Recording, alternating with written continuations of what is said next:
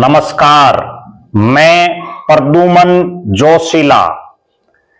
क्या हरियाणा प्रदेश की विधानसभा का एक चुना हुआ नुमाइंदा अपनी पार्टी से दूरियां बनाने लग गया है? क्या वो नेता विधानसभा से इस्तीफा देगा? क्या वो नेता अपनी पार्टी को छोड़ करके और सत्तारूढ़ भारतीय जनता पार्टी में शामिल होगा? क्या इस सीट पर उपचुनाव होने की संभावना बढ़ती जा रही है? क्योंकि ये जो विधायक महोदय हैं, इनके अगर पिछले 6 महीने के इस कार्यकाल को देखा जाए, पहली बार ये विधायक बने हैं, तो उस कार्यकाल को देखने के बाद हर हरियाणा वासी ये समझ सकता है कि इनकी सत्तारूढ़ भारतीय जनता पार्टी और प्रदेश के मुख्यमंत्री नायब सिंह सैनी से लगातार नजदीकियां बढ़ती जा रही हैं। जबकि जिस पार्टी से ये चुन करके आए हैं, कांग्रेस पार्टी के कार्यक्रमों में भी जाने से इन्होंने दूरी बढ़ा ली है। जो महत्वपूर्ण कार्यक्रम होते हैं उनमें भी ये विधायक महोदय शिरकत नहीं करते। अगली खास बात भी जो है वो ये है कि इन विधायक महोदय का परिवार पहले भी भाजपाई रहा है। ये नहीं है कि ये बिल्कुल कभी बीजेपी में इनका परिवार ना गया हो। खुद इनकी माताजी ने भारतीय जनता पार्टी की टिकट पर चुनाव भी लड़ चुके हैं। जिस शख्स की राजनीति विरासत को ये आगे बढ़ा रहे हैं, उन्होंने भी जनसंघ से अपनी राजनीति शुरू करके वो जनसंघ से विधायक भी रह चुके हैं। विस्तार से मैं इस वीडियो में आगे आपको बताऊंगा कि हरियाणा की कौन सी सीट पर विधानसभा का उपचुनाव होने की संभावनाएं बिल्कुल बढ़ चुकी हैं। उससे पहले आप सभी दर्शकों से अनुरोध है कि YouTube पर हमारे चैनल को सब्सक्राइब करें, बेल आइकन घंटी का बटन अवश्य दबाएं, YouTube पर हमारे चैनल को ज्वाइन अवश्य करें ताकि आपका हमें सहयोग मिलता रहे। वीडियो को ज्यादा से ज्यादा शेयर करें, ज्यादा से ज्यादा कमेंट करें। देश और प्रदेश से संबंधित कोई भी मुद्दा आपके दिमाग में हो वो भी आप हम तक साझा कर सकते हैं। एक विशेष बात, जो भी दर्शक साथी निष्पक्ष, निर्भीक और स्वतंत्र पत्रकारिता में विश्वास करता है, उन सभी से अनुरोध है कि वो हमें आर्थिक सहयोग जरूर करें। उसके लिए आप हमारे मोबाइल नंबर 94 166 74 472 9416 74472 पर आप गूगल पे या फोन पे कर सकते हैं। एक और जरूरी बात, जो भी दर्शक हमारे वीडियो को ज्यादा से ज्यादा शेयर करेगा, अपने सभी व्हाट्सएप ग्रुपों में अपने तमाम साथियों तक सोशल मीडिया के विभिन्न प्लेटफॉर्मों पर शेयर करेगा, कमेंट करेगा, उस दर्शक का नाम भी हम अपने वीडियो में लेंगे ताकि उनका भी प्रचार प्रसार हो सके। और उसके लिए केवल आपको इतना करना है कि वीडियो को ज्यादा से ज्यादा शेयर करके उन व्हाट्सएप ग्रुपों का स्क्रीनशॉट लेके मेरे मोबाइल नंबर 94 166 74 472 9416 74472 पर आप व्हाट्सएप कर दें। अब मैं जो बात करने जा रहा हूं, हरियाणा प्रदेश का बिल्कुल आखिरी जिला, जो एक तरफ पंजाब से और दूसरी तरफ राजस्थान से सटा हुआ, जिस जिले ने वर्षों तक चौधर की, जहां के एक गांव ने 2 मुख्यमंत्री देने का काम किया प्रदेश को। जिले का नाम है सिरसा, और सिरसा जिले की सिरसा शहर की सीट, जहां से विधानसभा में पहली बार जीत करके पहुंचे कांग्रेस की टिकट पर गोकुल सेतिया। पिछले लगभग 6 महीने का जो गोकुल सेतिया का कार्यकाल रहा है, उसको हमने बड़ी बारीकी से जांचा, समझा और परखा।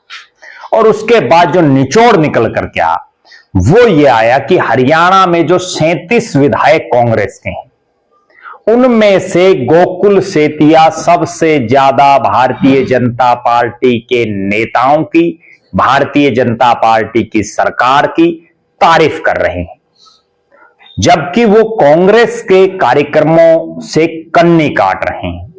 मैं आपके आगे आपको विस्तार से बताऊंगा। उससे पहले आप दर्शकों के लिए एक बहुत महत्वपूर्ण जानकारी दे दूं मैं। ये गोकुल सेतिया वो हैं जिनका परिवार हरियाणा के बनने से लेकर के और आज तक यानी 1967 के पहले चुनाव से और 2024 तक जितने चुनाव हुए हैं, सब चुनाव इस परिवार ने लड़े हैं। इनके नाना, जिनके अब ये राजनीतिक विरासत को आगे बढ़ा रहे हैं, लक्ष्मण दास अरोड़ा, बहुत बड़ा नाम प्रदेश की राजनीति में।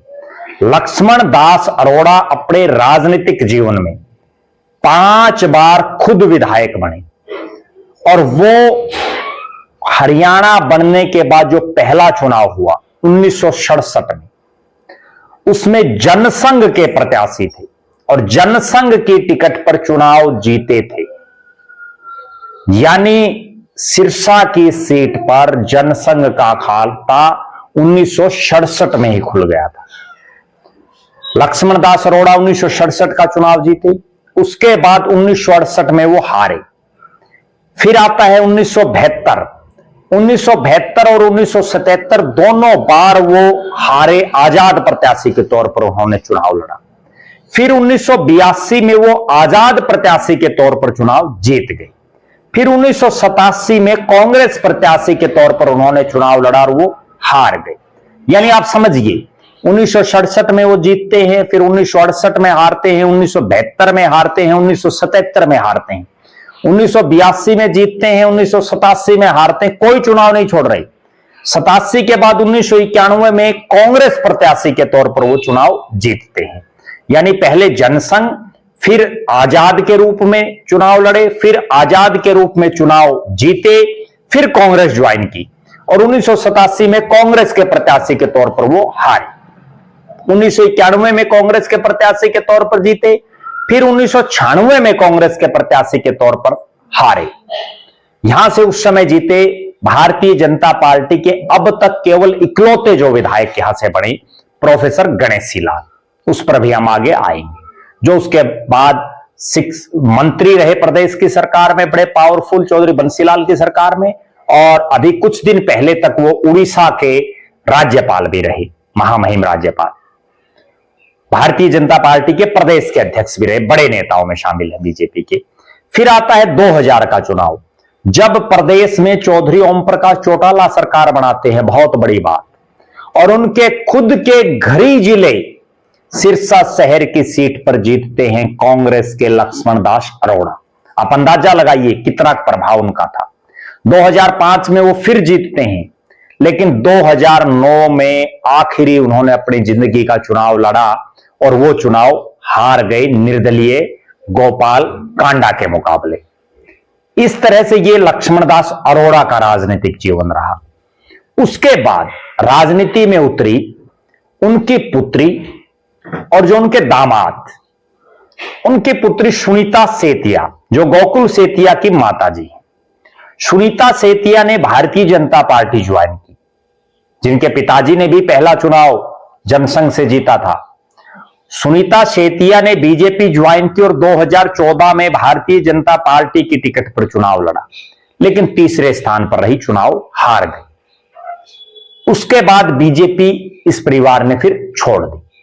उसके बाद 2019 में एंट्री होती है गोकुल सेतिया की, आजाद प्रत्याशी के तौर पर चुनाव लड़ते हैं और मन में यह है कि जैसे नाना आजाद जीते वैसे ही जीते, लेकिन जिस तरह से नाना भी आजाद प्रत्याशी के तौर पर हारे, गोकुल सेतिया को भी हार नसीब हुई और मात्र 602 वोटों से वो गोपाल कांडा के मुकाबले चुनाव हार गए। गोपाल कांडा हरियाणा लोकहित पार्टी जो उनकी खुद की है, उस पार्टी के वो सुप्रीमो हैं, लिहाजा वहां से वो चुनाव लड़ रहे थे। फिर आता है 2024 का चुनाव। गोकुल सेतिया पहले निर्दलीय प्रत्याशी के तौर पर ही अपनी तैयारी कर रहे थे। चुनाव से ऐन पहले कांग्रेस में शामिल होकर के कांग्रेस ने उनको टिकट दिया और कांग्रेस की टिकट पर 7000 से ज्यादा वोटों से उन्होंने गोपाल कांडा को चुनाव हरा दिया।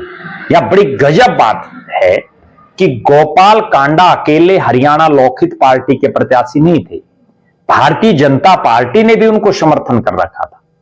अभय चौटाला की इंडियन नेशनल लोकदल भी उनके साथ थी। उसके बावजूद गोपाल कांडा चुनाव हार गए और गोकुल सेतिया अपने राजनीतिक जीवन में पहली बार विधानसभा में पहुंचे। ये मैंने आपको पूरा वृतांत जो है इनके पूरे परिवार का आपको बताया। अब क्या हो रहा है पिछले 6 महीने से, गोकुल सेतिया जीते कांग्रेस के टिकट पर, उसके बाद वो अक्सर सबसे सक्रिय विधायकों में देखते हैं प्रदेश में, लगातार जनता के कामों के लिए खड़े रहते हैं सड़क पर। प्रदेश के मुख्यमंत्री नायब सिंह सैनी सिरसा में आते हैं और गोकुल सेतिया उनकी मंच पर पहुंच जाते हैं। बड़ा अचंबा हुआ, यहां तक तो मान लें कि विधायक महोदय मुख्यमंत्री की स्टेज पर आ गए, जबकि दूसरी तरफ यही वो कांग्रेस है जब देश के प्रधानमंत्री हिसार में आए, देश के प्रधानमंत्री यमुनानगर में आए और दोनों सांसदों का बाकायदा जो पत्थर लगता है उस पर नाम जयप्रकाश जेपी और वरुण मुलाणा, और दोनों फिर भी नहीं आए। गोकुल सेतिया ना केवल मंच पर आए, सार्वजनिक मंच पर भरी जनसभा में उन्होंने प्रदेश के मुख्यमंत्री नायब सिंह सैनी की तारीफ में बड़े कसीदे पढ़े। इतने कसीदे तो खुद बीजेपी के नेता नहीं पढ़ते जितने गोकुल सेतिया ने पढ़े। फिर समय समय पर वो प्रदेश के मुख्यमंत्री की प्रशंसा करना कभी नहीं भूले। एक वाकया और हुआ, जब इसी सिरसा के क्षेत्र के किसान मुख्यमंत्री के निवास स्थान पर पहुंचे और प्रदेश के मुख्यमंत्री के आवास पर जब वो खाना खा रहे थे, भोजन ग्रहण कर रहे थे, तो गोकुल सेतिया लाइव आकर के सोशल मीडिया के माध्यम से कहते हैं कि मैंने ऐसा मुख्यमंत्री जिंदगी में नहीं देखा जो इस तरह से भोजन खिला रहा है। इतनी तारीफ उन्होंने मुख्यमंत्री की जितनी शायद प्रदेश की सरकार के कैबिनेट मंत्री तक नहीं करते जो नायब सिंह सैनी के मंत्री हैं। इतने कसीदे उन्होंने पढ़े। इसका मतलब उनका भाजपा के प्रति जो पहले प्रेम था, बीच में वो आजाद के रूप में और अब कांग्रेस के रूप में भले ही चुनाव लड़ चुके हों, लेकिन वो प्रेम उनका फिर से जाग गया है। अभी एक ताजा वाकया मैं बताता हूं। दिशा यानी जिला स्तरीय विकास समन्वय निगरानी कमेटी, जिसका उस जिले का जो सांसद है वो चेयरमैन होता है और उस जिले के जितने विधायक होते हैं वो उसके सदस्य होते हैं। अभी कुछ ही घंटे पहले सिरसा की जो सांसद है कुमारी शैलजा, वो एक मीटिंग लेती हैं दिशा, जिला के डीसी से लेकर के तमाम अधिकारी भी मौजूद, और उसमें जो उस जिले के विधायक हैं वो उसमें सदस्य होते हैं। 5 विधायक हैं सिरसा में, 2 इंडियन नेशनल लोकदल के आदित्य देवीलाल और अर्जुन चौटाला, आदित्य डबवाड़ी और अर्जुन चौटाला रानिया। 3 विधायक कांग्रेस के हैं, गोकुल सेतिया सिरसा, भरत सिंह बेनीवाल एलनाबाद और शिषपाल केहरवाड़ा कालावाड़। मान लें कि इंडियन नेशनल लोकदल के विधायक नहीं पहुंचते, चूंकि जो चेयरपर्सन है उसको चेयर जो कर रहे हैं वो कांग्रेस के एमपी हैं, लेकिन कांग्रेस के जो 3 विधायक हैं उनमें से 2 विधायक पहुंचते हैं, भरत सिंह बेनीवाल और शिषपाल केहरवाड़ा। भले ही भरत सिंह बेनीवाल हुड्डा खेमे से आते हों, शिषपाल केहरवाड़ा को भी हुड्डा के नजदीकियों में ज्यादा माना जाता है, वो दोनों पहुंचते हैं, लेकिन गोकुल सेतिया नहीं पहुंचते। यह एक और बड़ी गजब बात, शिषपाल केहरवाड़ा काड़ावाड़ी के विधायक हैं, भरत सिंह बेनीवाल एलनाबाद के विधायक, और वो कार्यक्रम जहां रखा गया वो सिरसा शहर में है जहां के विधायक गोकुल सेतिया हैं, लेकिन वो नहीं आते मीटिंग में। दूसरी बात, इसी दिन ईडी की तरफ से जो राहुल गांधी, सोनिया गांधी और जो गांधी नेहरू परिवार है उसको जिस तरह से बार बार बुलाया जा रहा है, उसके विरोध स्वरूप कांग्रेस की तरफ से एक प्रदर्शन किया गया जिसमें कुमारी शैलजा शामिल हुई। ये दोनों विधायक भरत सिंह बेनीवाल और शिषपाल केहरवाड़ा शामिल हुए।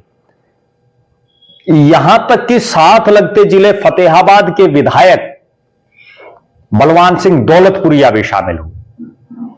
तमाम कांग्रेस जन, लेकिन जो शख्स मौजूद नहीं था नाम है गोकुल सेतिया। अब आप भली भांति समझ गए होंगे कि जो गोकुल सेतिया भारतीय जनता पार्टी की सरकार और प्रदेश के मुख्यमंत्री के पक्ष में कसीदे पढ़ रहे हैं, वो कांग्रेस के कार्यक्रमों में और जिस मीटिंग में उनको होना चाहिए था उस मीटिंग में वो नहीं आते। अब मैं आपको एक और चीज समझा रहा हूं कि दोनों की आपसी मजबूरी क्या है। कहीं गोकुल शेतिया कुलदीप बिश्नोई तो नहीं बनने जा रहे, कहीं गोकुल शेतिया कुलदीप बिश्नोई वाला काम तो नहीं करने जा रहे, क्योंकि आदमपुर में जिस तरह से कुलदीप बिश्नोई को उस समय सरकार की जरूरत थी अपने इलाके में काम करवाने के लिए, कांग्रेस में उनको बहुत ज्यादा वेटेज नहीं था। कांग्रेस के विधायक थे कुलदीप बिश्नोई 2019 में, मैं आप दर्शकों को बता दूं, कुछ ही समय पहले 2019 से पहले 2014 में वो हरियाणा जनहित कांग्रेस बीएल के विधायक थे और फिर पति पत्नी दोनों कांग्रेस ज्वाइन कर गए थे। उनकी पत्नी हांसी से रेणुका बिश्नोई हरियाणा जनहित कांग्रेस बीएल की विधायिका थी। राहुल गांधी की मौजूदगी में कांग्रेस ज्वाइन की, कुछ समय कांग्रेस में रहे, कांग्रेस से विधायक बने। उनके बेटे ने एमपी का चुनाव लड़ा लेकिन हार गए भव्य बिश्नोई। 2019 में ब्रिजेंद्र सिंह जीते थे, दुष्यंत चौटाला भी हारे और भव्य बिश्नोई भी हारे। उसके बाद कुलदीप बिश्नोई ने कांग्रेस से मन भर गया और 2022 में उन्होंने कांग्रेस से रिजाइन कर दिया, बीजेपी ज्वाइन कर ली। बीजेपी ज्वाइन करने के बाद उनके बेटे को उपचुनाव में बीजेपी ने टिकट दी और वो भारतीय जनता पार्टी के विधायक बने और पहली बार आदमपुर की धरती पर कमल का फूल खिला। दोनों की मजबूरी यह थी कि बीजेपी ने जोर लगा लिया, बड़े बड़े फन्ने खाओं को वहां से चुनावी मैदान में उतार लिया, लेकिन चौधरी भजनलाल के परिवार को नहीं हरा पाई, कांग्रेस को नहीं हरा पाई, हजका को नहीं हरा पाई। इसलिए बीजेपी को वहां कमल खिलाना था और कुलदीप बिश्नोई की यह मजबूरी थी कि वर्षों से उनके जो कार्यकर्ता थे वो राज उन्होंने नहीं देखा था। 1996 के बाद कभी भी चौधरी भजनलाल के परिवार का, भले ही चंद्रमोहन उप मुख्यमंत्री रहे हों, लेकिन कुलदीप बिश्नोई उस समय भी एंटी थे हुड्डा के साथ। दोनों की मजबूरी थी और उसका परिणाम यह निकला कि कुलदीप बिश्नोई ने विधायक होते हुए रिजाइन दिया और अपने बेटे को उपचुनाव लड़ाया। अब वही हालात सिरसा में है। सिरसा में भारतीय जनता पार्टी आज तक केवल 1996 का एक चुनाव जीत पाई, प्रोफेसर गणेश सिलाल हारे भी, जगदीश चोपड़ा हारे, बड़े बड़े नेताओं को टिकट दी लेकिन पार नहीं पा पाई। और इस बार तो हालात ये बड़ी कि भारतीय जनता पार्टी के जो प्रत्याशी थे जिसको बीजेपी ने टिकट दी थी, उसने अपना नाम तक उल्टा ले लिया। ये हालात थी सिरसा में, कोई मजबूत नेता नहीं। बीजेपी को भी सिरसा में जरूरत है। सिरसा में 5 विधानसभा की सीटें हैं, बीजेपी का एक भी विधायक नहीं है। बीजेपी को भी जरूरत है अपना खाता खोलने की। पिछली बार भी 5 सीटें थी, एक भी भाजपा का विधायक नहीं था। तो इस लिहाज से बीजेपी को सिरसा में मजबूत चेहरे की जरूरत है। दूसरी तरफ गोकुल शेतिया को भी अपने इलाके में काम करवाने हैं, क्योंकि उनके नाना की अगर हम बात करें तो उनके नाना 2005 में जब कांग्रेस की सरकार थी तब वो विधायक बने थे, बहुत लंबा समय हो गया था उनको। उसके बाद से जो उनका कार्यकर्ता है वो हताश और निराश बैठा है कहीं ना कहीं, काम सबको चाहिए। तो उस लिहाज से दोनों की मजबूरी है। हो सकता है हरियाणा प्रदेश में जैसे पिछली बार 3 उपचुनाव हुए जिनमें हम मानते हैं कि श्री कृष्ण हुड्डा जो बड़ौदा के विधायक थे उनका तो देहांत हो गया था इसलिए उपचुनाव हुआ, लेकिन अभय सिंह चौटाला ने एलनाबाद से इस्तीफा दिया तब उपचुनाव हुआ, कुलदीप बिश्नोई ने आदमपुर से इस्तीफा दिया तब उपचुनाव हुआ। और अब ऐसी ही परिस्थितियां इस सिरसा की सीट पर बनती जा रही हैं। कहीं गोकुल शेतिया अगले कुलदीप बिश्नोई ना हो जी, कहीं जो कुलदीप बिश्नोई की राह पर गोकुल शेतिया दिखाई दे रहे हैं। सिरसा में उपचुनाव की संभावनाएं बढ़ती जा रही हैं। आपका क्या मानना है? क्या गोकुल शेतिया कांग्रेस से इस्तीफा देंगे? क्या गोकुल शेतिया प्रदेश की विधानसभा से इस्तीफा देंगे?